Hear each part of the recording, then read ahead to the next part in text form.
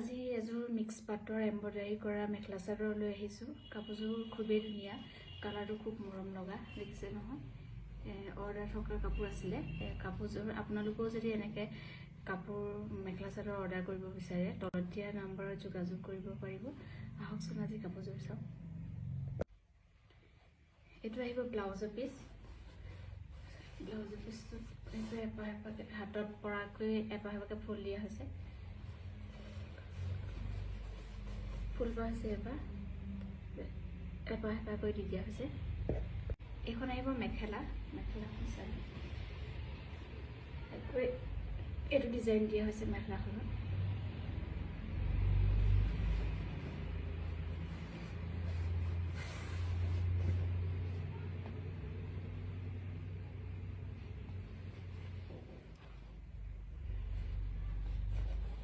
মেখেলাখনত 2 লাইনকৈ ফুল দিয়া হৈছে।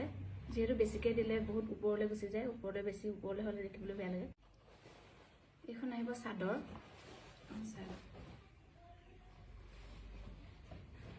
এনেকৈ সাইড বৰ্ডাৰ দিয়া হৈছে আৰু আগফালে এনেকৈ দিয়া হৈছে আৰু মাজত সেই ফুলপাহৰে কাটি পেলাই এনেকৈ বুটা কৰি দিয়া হৈছে।